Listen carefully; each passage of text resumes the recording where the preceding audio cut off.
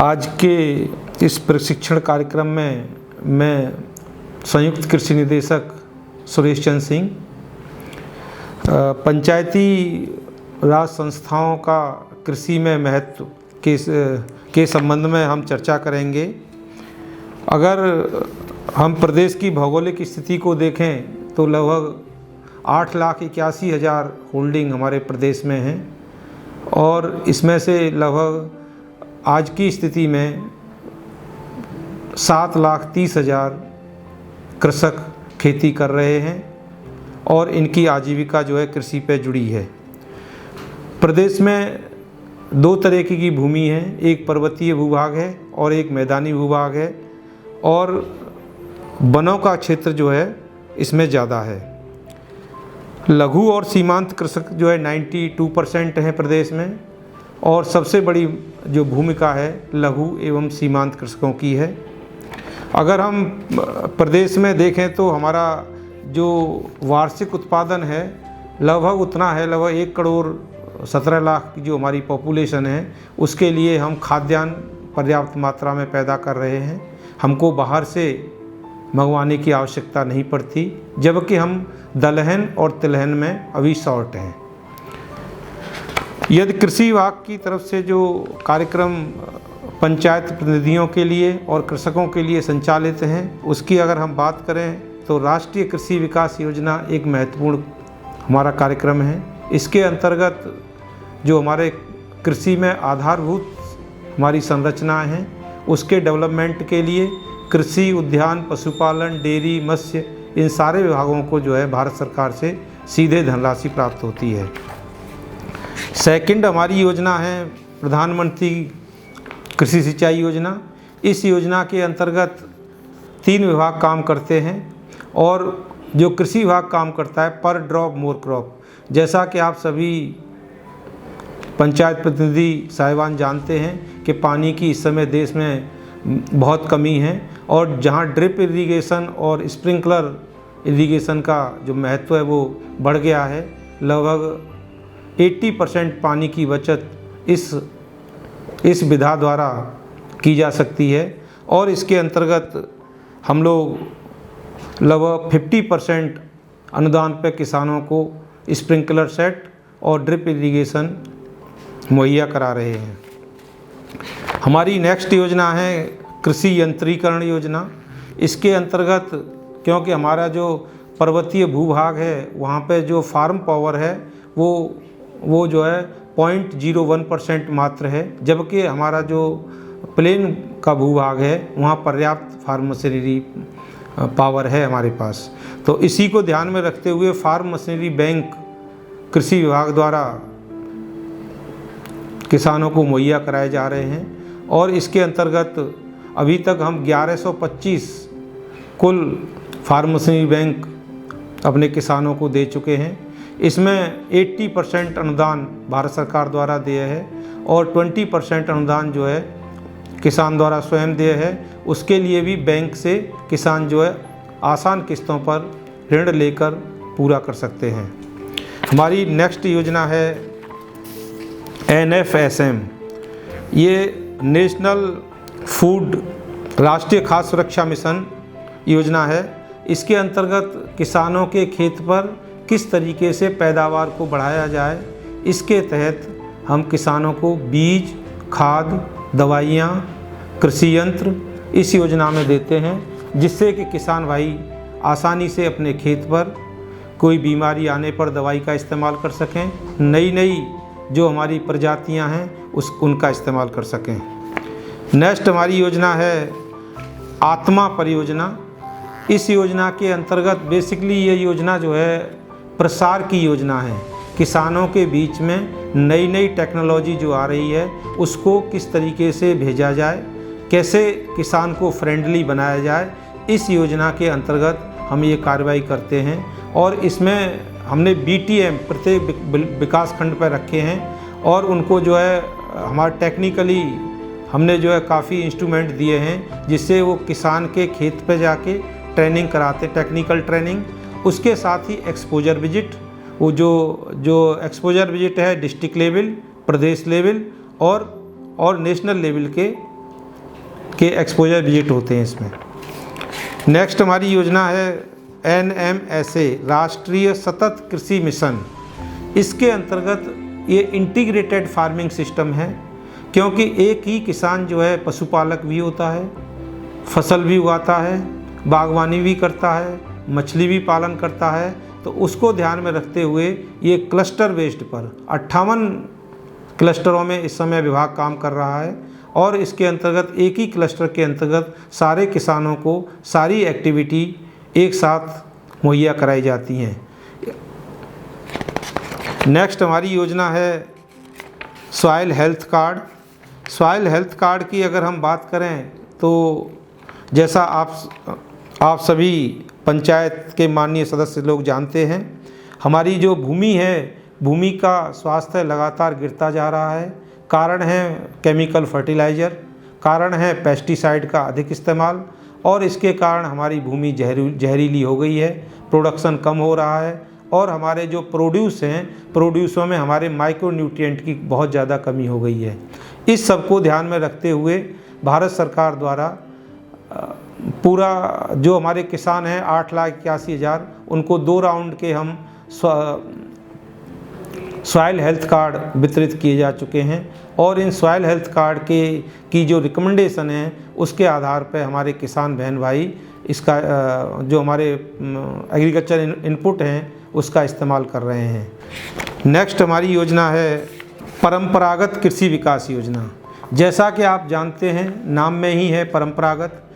जो हम टेक्निकल 1960 के दशक के बाद, जो ग्रीन रिवॉल्यूशन के बाद में हमने जो केमिकल खेती की थी, उस खेती को से हुए नुकसान की भरपाई हम कैसे करें, उसको ध्यान में रखते हुए परंपरागत कृषि विकास। परंपरागत जैसा आप नाम से समझ रहे हैं, जो हमारे पुराने ज़माने में खेती होती थी, जिसके अंदर हम पेस्टिसाइड का इस्तेमाल नहीं करते थे, खादों का इस्तेमाल नहीं, केमिकल खादों का इस्तेमाल नहीं करते थे। हमारी भूमि की उर्वरा शक्ति सदियों से हमारे पुरखों ने इस्तेमाल की, उसके बाद हम लोग लगातार करते आ रहे हैं। ऐसा क्या हुआ कि पिछले 70 साल में हमारी भूमि की उर्वरा शक्ति जो है कम हो गई। उसका कारण मात्र केमिकल फर्टिलाइज़र और पेस्टिसाइड का इस्तेमाल था। उससे हम कैसे किसान की भूमि को और गांव का जो हमारी इकोलॉजी है, एनवायरनमेंट है, उसको हम किस तरीके से बचाएं, उसी को ध्यान में रखते हुए परंपरागत कृषि विकास योजना के अंतर्गत हम लोग 3900 क्लस्टर में काम कर रहे हैं, जहां पे हम किसानों को उनके लोकल बीज, उनके लोकल खाद, उनकी लोकल दवाइयाँ तैयार करने की विधियाँ और उगाने की विधियाँ समझा रहे हैं। प्रधानमंत्री फसल बीमा योजना, जैसा कि आप जानते हैं, पर्वतीय क्षेत्रों में बहुत अधिक जो हमारी आपदाएं आती हैं, और आपदाओं के कारण जन धन और हमारी कृषि और जानवरों की बहुत ज़्यादा हानि होती है। तो उससे कैसे किसान को एक हम कवर दें, उसको ध्यान में रखते हुए प्रधानमंत्री फसल बीमा योजना, जिसके अंतर्गत किसानों की फसल को हम लोग बीमित करते हैं, और उसमें जो क्रॉप लोन लेते हैं, क्रॉप लोन के अंदर ही उसका जो प्रीमियम है वो उसकी व्यवस्था की गई है, जिससे किसान पर ज़्यादा व्यय भार न पड़े और उनकी क्रॉप को एक कवर मिल जाए। नेक्स्ट हमारी योजना है प्रधानमंत्री किसान सम्मान निधि। इस योजना के अंतर्गत किसानों के अकाउंट में, जो भी किसान भूमिधर किसान हैं, 2,000 रुपये 4 महीने में, यानी साल में 6,000 रुपये डायरेक्ट उनके अकाउंट में जा रहे हैं, और वो पैसा जो है उसमें कोई जो मानव इन्वॉल्वमेंट किसी स्तर पे नहीं है, सीधे भारत सरकार से किसानों के अकाउंट में वो पैसा जा रहा है। अभी तक इस योजना के अंतर्गत 8,21,000 किसानों को इस योजना का लाभ दिया जा चुका है, जिसमें 839.90 करोड़ रुपए किसानों में वितरित किया जा चुका है। और अगर कोविड-19 की अब हम बात करें तो इस दौरान 229.07 करोड़ रुपए किसानों के अकाउंट में ट्रांसफ़र किया जा चुका है। नेक्स्ट हमारी योजना है प्रधानमंत्री किसान मान धन योजना। इस योजना के अंतर्गत जो 18 से 40 साल के जो हमारे किसान हैं, 40 से 60 साल के जो किसान हैं, उन किसानों को पेंशन की एक व्यवस्था की गई है। और उस पेंशन में अगर जो हम प्रधानमंत्री किसान मान धन की जो किस्त देते हैं, उसी से प्रीमियम काट के किसान को जब 60 साल या उससे 60 साल के बाद किसान को 3,000 रुपये पर मंथ की पेंशन दिए जाने का प्रावधान है। और ये ऑप्शनल है, जो किसान चाहे वो करे। तो हमारे प्रदेश में अभी 1823 किसान हमने इसमें पंजीकृत किए हैं, जिनको इस योजना का लाभ मिलेगा। फार्मर प्रोड्यूसर ऑर्गेनाइजेशन, ये FPO के गठन की कार्य योजना अभी भारत सरकार द्वारा जारी की गई है, जिसमें 10,000 FPO का गठन किया जाना प्रस्तावित है। उत्तराखंड को 300 FPO बनाए जाने का टारगेट दिया गया है, जिसके अंतर्गत हम लोग कार्रवाई कर रहे हैं। सिंपल FPO योजना के अंतर्गत हमारे किसान भाई मिलके अपनी एक कंपनी या तो कोऑपरेटिव एक्ट के अंतर्गत या कंपनी एक्ट के अंतर्गत गठित कर सकते हैं। अभी भारत के प्रधानमंत्री जी द्वारा आत्मनिर्भर भारत की घोषणा की गई, उसी के अंतर्गत एग्रीकल्चर इंफ्रास्ट्रक्चर फंड की व्यवस्था की गई, जो 1 लाख करोड़ रुपए का फंड है। इसमें से उत्तराखंड को इस वर्ष 1,000 करोड़ का टारगेट दिया गया है। इस योजना के अंतर्गत जो हमारे कृषक उद्यमी हैं, विशेष तौर से जो हमारी फूड प्रिजर्वेशन के जो फैक्ट्रियां हैं, कुटीर उद्योग हैं, वो जो है लोन लेके किसान भाई लगा सकते हैं। और इस पर 1% ब्याज की व्यवस्था भारत सरकार द्वारा की गई है। और इसमें अधिकतम जो सीमा है 2 करोड़ रुपए की रखी गई है। पंचायत राज जो हमारे इंस्टीट्यूशंस हैं, उनका विशेष रोल कृषि विभाग में, जो मैंने इतनी योजनाएं बताई, उन योजनाओं में लाभार्थियों के चयन में महत्वपूर्ण योगदान है। जो हमारी पंचायतें हैं, तीनों पंचायतें, इसमें जिनको अगर हम किसी को फार्म मशीनरी बैंक दे रहे हैं, खाद दे रहे हैं, बीज दे रहे हैं अथवा दवाइयाँ दे रहे हैं, तो गांव में किन किसानों को पहले दी जाना चाहिए, इसमें पंचायत राज इंस्टीट्यूशन का बहुत ही महत्वपूर्ण रोल है।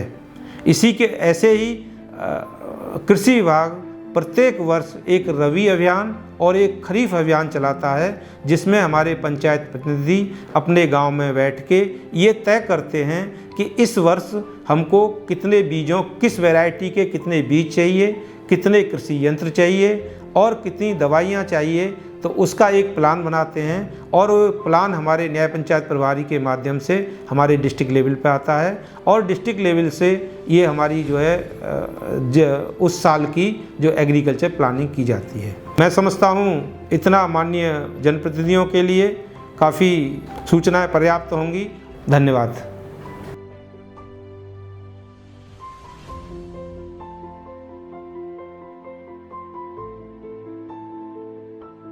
नमस्कार सभी लोगों को। मेरा नाम महेंद्र पाल, उप निदेशक उद्यान, राजकीय उद्यान सर्किट हाउस देहरादून से।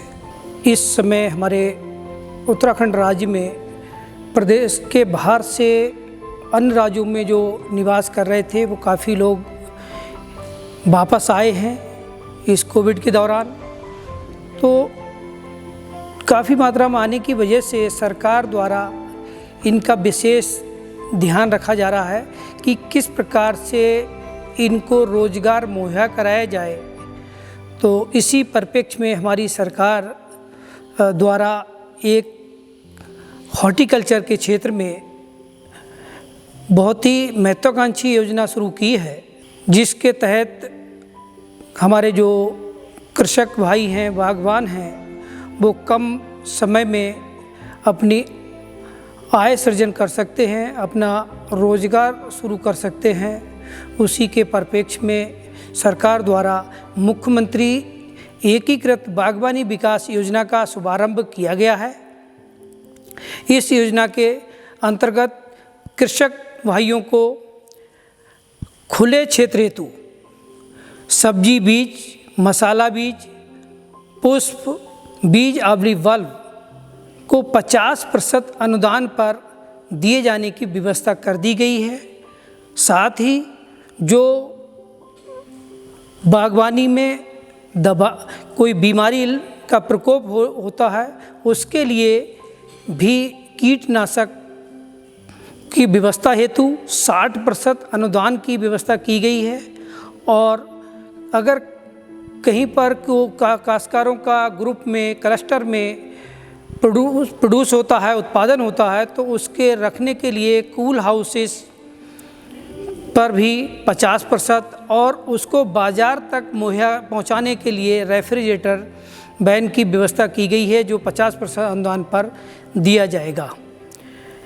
इसके साथ ही साथ मैं सभी कृषक भाइयों को ये बताना चाहता हूँ कि कम जोत और कम समय में सब्जी उत्पादन से अपना आय सृजन कर सकते हैं। उसमें अपना कम श्रम और कम समय में ज़्यादा उत्पादन लेकर के कैसे अपना जीविका चलाएं, क्योंकि जो सबसे बड़ी समस्या हमारे यहाँ यही आ रही है कि लॉन्ग टर्म में तो सब चीज़ होती है, पर शॉर्ट टर्म में हम क्या कर सकते हैं। इसके लिए सरकार द्वारा पॉली हाउस के अंतर्गत सब्जी उत्पादन कम समय में, कम क्षेत्र में करने हेतु भी व्यवस्था है इसमें, जो कि 500 वर्ग मीटर तक के पॉली हाउस स्थापना हेतु 80% अनुदान दिया जा रहा है, जिसमें 50% केंद्र से एवं 30% राज्य अंश सम्मिलित है। और इसके अंतर्गत कृषक भाई सब्जी उत्पादन एवं पुष्पों का उत्पादन कर सकते हैं। उसके साथ ही साथ हमारे पर्वतीय राज्यों में, जहाँ तक हमारा उत्तराखंड का है विशेष, इसमें जंगली जानवरों से फसलों को काफ़ी नुकसान होता है। उसके लिए भी सरकार द्वारा उद्यानों की घेरबाड़ की योजना संचालित की जा रही है। इस योजना के अंतर्गत कृषक भाई घेरबाड़ कर सकते हैं। घेरबाड़ पर कुल लागत 2 लाख की 50% अधिकतम रुपया 1 लाख अनुदान दिए जाने की व्यवस्था है। इसके साथ साथ भूमिहीन कृषकों के लिए मधुमक्खी पालन स्वरोजगार के रूप में बहुत ही अच्छी योजना है। इसमें कृषक भाइयों को जिला आबली राज्य योजना के तहत 50% अनुदान है और बागवानी मिशन के तहत भी इसमें अनुदान की व्यवस्था की गई है। जो बागवानी मिशन है वो भारत सरकार द्वारा केंद्र पोषित योजना है।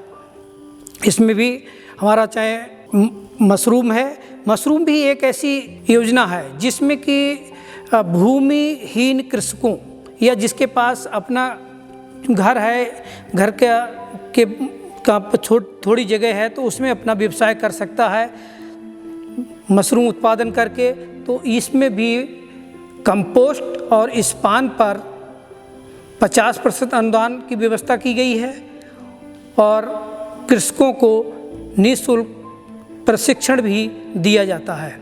उसके साथ साथ हम बात करें कि जो जैविक खेती है, उसमें भी सरकार द्वारा परंपरागत कृषि विकास योजना का क्रियान्वयन किया जा रहा है। उससे भी कृषक भाई अपना हमारे जो लोकल स्तर पर उद्यान संचार केंद्र स्थापित हैं, उनसे संपर्क करके उस योजना का भी लाभ उठा सकते हैं। साथ ही सरकार द्वारा जो पहले हमारे जिला प्लान में बहुत ही कम धनराशि हमें मुहैया होती थी, उससे हम कृषकों को सेब, विशेषकर सेब की पैकिंग हेतु बहुत कम बॉक्सेस उपलब्ध करा पाते थे। इस पर सरकार द्वारा हमारे माननीय मुख्यमंत्री जी, माननीय उद्यान मंत्री जी द्वारा विशेष पहल करने के उपरांत इस योजना के तहत एक योजना है जिसमें उत्तर फसल प्रबंधन राज्य सेक्टर की योजना, इसमें कृषक भाइयों को 50% अनुदान पर सेब की पैकिंग हेतु करोड़ बॉक्स उपलब्ध कराए जा रहे हैं। और इस साल हम लोगों ने 2 करोड़ रुपए की बजट प्रावधान है, जिसके सापेक्ष अभी तक 2,60,000 बॉक्सेस का वितरण किया जा चुका है। इसके साथ साथ कृषक भाइयों को प्लास्टिक क्रेट्स, किल्टा जो कि अपने उत्पादों को सुरक्षित करने के लिए दिए जा रहे हैं, उस पर भी सरकार द्वारा 50% अनुदान दिया जा रहा है। इसके अलावा सेब की बागवानी में अतिसघन बागवानी हेतु एप्पल मिशन का क्रियान्वयन किया जा रहा है। इस मिशन के तहत 80% अनुदान की व्यवस्था की गई है। साथ ही जो कृषक भाई अपना खेती करते हैं, खेती के उपरांत विभिन्न मौसमी कारकों से क्षति होती है, तो उसके लिए भारत सरकार के द्वारा एक योजना का क्रियान्वयन किया जा रहा है, प्रधानमंत्री फसल बीमा योजना। इसके अंतर्गत औद्यानिक फसलों के लिए पुनर्गठित मौसम आधारित फसल बीमा योजना का क्रियान्वयन किया जाता है। इस योजना के अंतर्गत कृषक भाइयों को मात्र 5% प्रीमियम, जो निर्धारित प्रीमियम होता है उसका 5% प्रीमियम दिया जाता है। शेष की व्यवस्था राज्य सरकार एवं केंद्र सरकार द्वारा समानुपातिक अनुपात में की जाती है। इसमें अभी तक राज्य में 13 फसलों को संसूचित किया जाता, नोटिफाई किया जा रहा है, और कृषक भाइयों को इसके साथ साथ संज्ञान में लाना है कि यदि कोई अपना छोटा अगर 0.2 हेक्टेयर की भी खेती है और उससे अपना नर्सरी स्थापित कर व्यवसाय शुरू करना चाहता है, तो उसके लिए भी सरकार द्वारा स्कीम चलाई जा रही है, जिसमें फल पौध उत्पादन हेतु 50% अनुदान, कुल लागत है 15 लाख, उसका 50% 7.5 लाख रुपए तक की अनुदान की व्यवस्था की गई है। और इसके अतिरिक्त जो हमारा एक बहुत ही महत्वाकांक्षी योजना और भारत सरकार द्वारा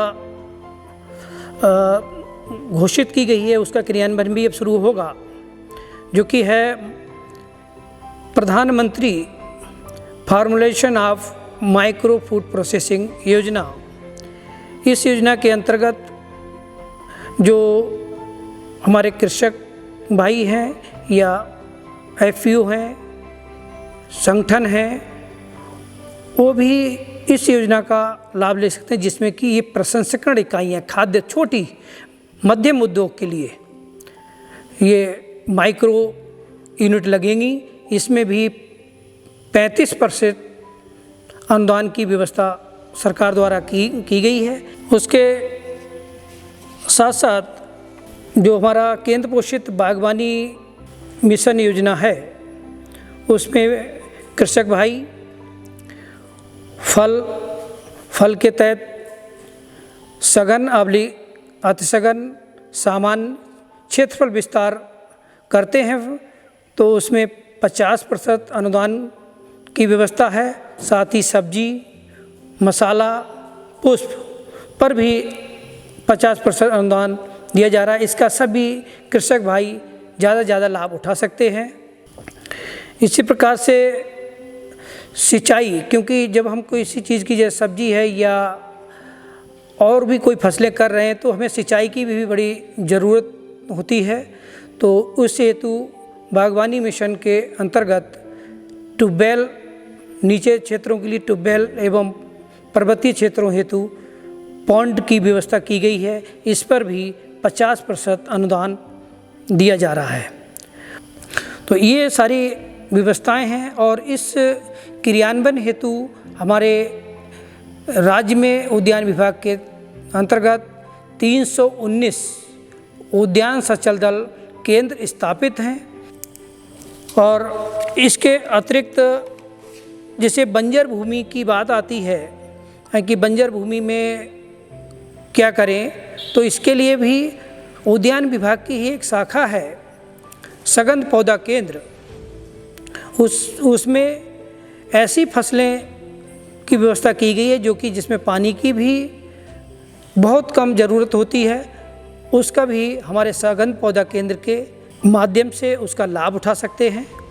या हमारे जड़ी बूटी शोध विकास संस्थान जो गोपेश्वर में है, उसकी मदद से हाई एल्टीट्यूड, उच्च हिमालयी क्षेत्रों में जो उगने वाली जड़ी बूटी की प्रजातियां हैं, उसका भी लाभ उठा करके कृषिकरण कर सकते हैं और अपनी एक इंटीग्रेटेड रूप में, समेकित रूप से बागवानी करके एक अच्छी आमदनी कर सकते हैं, क्योंकि हमारे माननीय प्रधानमंत्री जी, माननीय मुख्यमंत्री जी का जो विजन है कि 2022 तक कृषकों की आय को दोगुनी करना है, इन सब को ध्यान में रखते हुए अगर कृषक भाई इंटीग्रेटेड बागवानी करते हैं, जैसे कि मैंने बताया था कि साथ में मधुमक्खी पालन भी करें, मशरूम भी करें, साथ ही हमारा अगर जहाँ पर उनकी बंजर भूमि में तो वहाँ पर सगंध पादप की खेती कर सकते हैं, जहाँ जड़ी बूटी की खेती कर सकते हैं।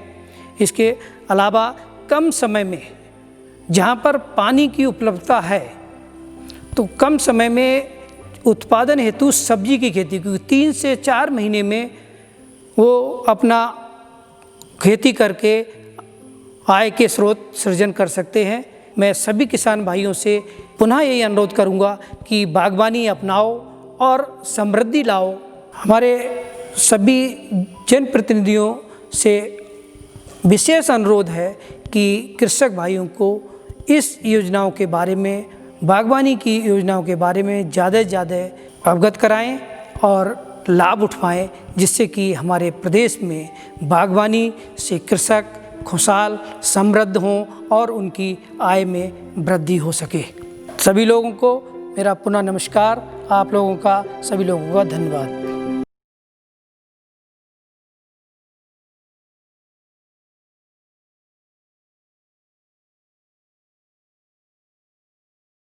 नमस्कार, मैं ईरा उप्रेती, अपर निबंधक सहकारी समितियां उत्तराखंड सहकारिता विभाग से हूं और आज मैं आपको सहकारिता विभाग द्वारा संचालित विभिन्न योजनाओं के बारे में, जो आपके लिए भी लाभप्रद हो सकती है, उसके बारे में बताना चाहूँगी।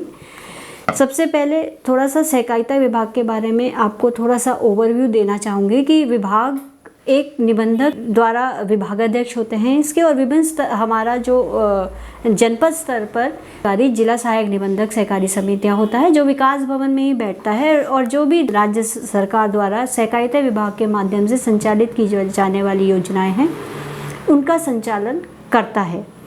हमारे माध्यम से जितनी भी सहकारी समितियां होती हैं, जो राज्य में जितनी भी सहकारी समितियां हैं, उनका संचालन, उनका पर्यवेक्षण, उनका मार्गदर्शन करना, ये मेन हमारा काम है। और आज मैं आपको उन योजनाओं के बारे में बताऊंगी जो आपके लिए त्रिस्तरीय पंचायतों में, जो आप पंचायत प्रतिनिधि के रूप में आप काम कर रहे हैं, तो उसको जो लाभदायक ये योजनाएं हैं जिनका लाभ आपके किसान या आपके जो सदस्य हैं वो इसको उठा सकते हैं, उनके बारे में बताऊंगी। हमारी जो प्राथमिक कृषि ऋण सहकारी समितियां हैं जो क्रेडिट का काम करती हैं, वो बेसिकली वो हैं जो सोसाइटीज़ जो या सहकारी समितियां, जो हमारे प्रदेश में 670 प्राथमिक कृषि ऋण सहकारी समितियां हैं, जिनके माध्यम से हम किसानों को लोन देते हैं, ऋण देते हैं, बीज उपलब्ध कराते हैं और साथ ही इसके साथ साथ हम उनको बीज उपलब्ध कराना, उर्वरक उपलब्ध, मतलब जो फर्टिलाइज़र उर्वरक जो होता है वो भी हम अपनी सोसाइटीज़ के माध्यम से ही उपलब्ध कराते हैं। जिला सहकारी बैंक भी सहकारिता विभाग के अंतर्गत ही आते हैं। अभी तक हमारे राज्य में 10 जिला सहकारी बैंक हैं और इन जिला सहकारी बैंकों के माध्यम से भी लोगों को लोन दिया जाता है, आपकी पंचायतों को भी लोन दिया जाता है। जो मेन हमारी विभाग की योजनाएं हैं, सर्वप्रथम है एक दीनदयाल उपाध्याय सहकारिता किसान कल्याण योजना। इसके अंतर्गत हम ब्याज मुक्त ऋण उपलब्ध कराते हैं किसानों को, और किसान अकृषक और कृषक सदस्यों दोनों को, जो हमारी प्राथमिक कृषि ऋण सहकारी समितियां हैं, उनको हम कृषि एवं कृषियेतर कार्यों के लिए 1 लाख रुपए तक का ST लोन, अल्पकालीन लोन देते हैं, और मध्यकालीन लोन होता है जो 3 लाख रुपए तक का दिया जाता है। साथ ही जो समूह है, स्वयं सहायता समूह, उनको 5 लाख रुपए तक का ब्याज रहित ऋण उपलब्ध कराया जाता है। ये किसी भी प्रयोजन के लिए किया जा सकता है और इससे इन समूह से पंचायतों के अंतर्गत कई सारे समूह भी गठित हैं, तो इन समूह को भी हम लोन दे सकते हैं, ऋण उपलब्ध करा सकते हैं। इस ब्याज की प्रतिपूर्ति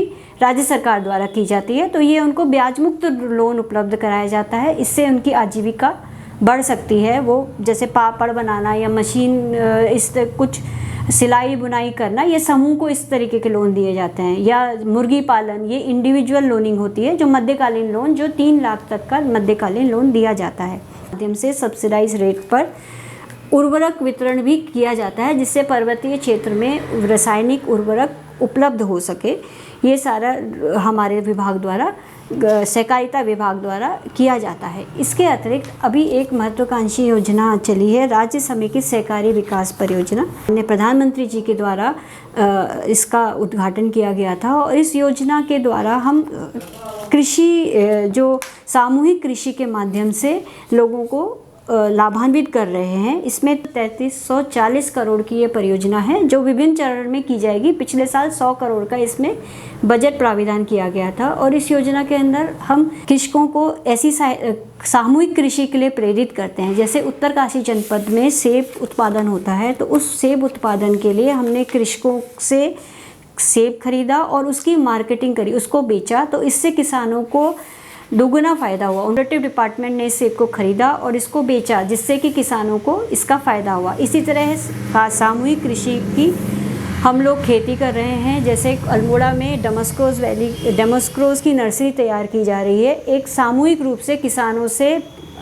उनकी ज़मीन को लीज़ पर लेकर और उस पैसे को, उस ज़मीन को उसमें रोज़ वैली का मतलब रोज़ लगाया जाएगा। इसमें उद्यान विभाग, सारे लाइन डिपार्टमेंट्स जो हैं, सहकारिता विभाग भी एक लाइन डिपार्टमेंट है, तो इस बाकी और लाइन डिपार्टमेंट्स के साथ मिल कर के हम लोग इसको डेवलप कर रहे हैं। और इसी तरीके से अदरक का उत्पादन, मतलब एक पर्टिकुलर एरिया को चिन्हित करके और उस एरिया को उस पर्टिकुलर उसकी उत्पादकता और लोगों की ये जान करके कि लोग क्या चाहते हैं उस एरिया का। जैसे आप पंचायतों में रहते हैं, आपको ज़्यादा पता है उस एरिया के बारे में, तो आप अपने सजेशंस देंगे तो उस हिसाब से हम अपनी इस योजना को चेंज कर सकते हैं या इस योजना में उसको सम्मिलित कर सकते हैं। चंपावत में हमने अदरक उत्पादन के लिए काम किया, तो उसमें अभी 1000 क्विंटल का उत्पादन हो चुका है अदरक का, और इसको बीज के रूप में अन्य जनपदों में दिया जाएगा और इस प्रकार फिर इसको और अधिक करके हम अदरक का सामूहिक रूप से उत्पादन करने से एक फ़ायदा ये होता है कि उसकी एक अच्छा मूल्य मिल जाता है। हम कॉर्पोरेट से बात करके, मतलब जो एक उत्पादक समूह है या एक बड़ा औद्योगिक इकाई है, उससे संपर्क करके और उसको हम एक बार्गेनिंग पावर रहती है हमारी, हम उसको बेच सकते हैं। तो इस टाइप के इंटरवेंशंस या इस टाइप की योजनाएं विभाग ने शुरू करी हैं और ये अब कोऑपरेटिव डिपार्टमेंट इस टाइप का सामूहिक खेती का काम कर रहा है। और अब नेक्स्ट इस ईयर में, इस साल हम लोग इसमें सब्जी उत्पादन और सब्जी उत्पादन के साथ साथ शहद उत्पादन का काम भी करेंगे। इस बार हम लोग इसमें एक मोटरसाइकिल के लिए लोन वितरित किया जाएगा। मेन जो विभाग का कार्य है वो कोऑपरेटिव बैंक्स के माध्यम से लोन देना भी है, ऋण देना भी है। तो इसमें मुख्यमंत्री स्वरोजगार योजना, जिससे सब लोग जानते ही हैं, तो उस योजना के अंतर्गत मोटरसाइकिल योजना है, जिसके अंतर्गत 60,000 से 1,25,000 तक का 2% तक ब्याज मुक्त ऋण उपलब्ध कराया जाएगा लोगों को, जिसको इस चाहिए वो ले सकता है। साथ ही हम ई रिक्शा भी देते हैं कम ब्याज दर पर, 9% के ब्याज दर पर ये हमारे द्वारा उपलब्ध कराया जा रहा है। साथ ही राज्य समेकित सहकारी विकास परियोजना के अंतर्गत जो दुधारू पशु होते हैं उनकी इकाई स्टैब्लिश करने के लिए, स्थापित करने के लिए 3 पशुओं के लिए 1,62,000 और 5 पशुओं के लिए 2,65,000 का लोन दिया जा रहा है दुग्ध संघ के माध्यम से। ये सोसाइटी हमारे जिला सहकारी बैंकों के माध्यम से ही यह लोन दिया जा रहा है और इन योजनाओं के माध्यम से हम किसानों को लाभान्वित कर रहे हैं। जो भी सहकारिता विभाग की जितनी भी योजनाएं हैं, यदि आप इन योजनाओं के बारे में अपनी खुली बैठकों में प्रचार प्रसार करेंगे और साथ ही इन समूह जो आपके हैं या जो आपके कृषक सदस्य हैं या जो भी आपके सदस्य हैं या आपके जो भी लोग आपसे जुड़े हैं, वो लोग यदि सहकारिता की इन योजनाओं के बारे में आप इनको जानकारी देंगे और इन योजनाओं से लाभान्वित होंगे तो इससे उनको फ़ायदा होगा। साथ ही हम आत्मनिर्भर भारत की जो परिकल्पना है उस दिशा में आगे बढ़ सकते हैं, क्योंकि सहकारी समिति के रूप में कार्य करना या सहकारी समिति के माध्यम से सहकारिता के रूप में कार्य करने से आप अपने ना सिर्फ उसकी आय बढ़ सकती है जो इसके सदस्य हैं, साथ ही हम यह भी कर सकते हैं कि उसको उन योजनाओं से लाभान्वित कर उनकी आर्थिकी को आगे बढ़ाने में लाभप्रद हो सकती हैं। तो मेरा आशा है कि आप इन सब योजनाओं के बारे में समझ गए होंगे और साथ ही इन योजनाओं का प्रचार प्रसार करने में अपना सहयोग करेंगे। धन्यवाद।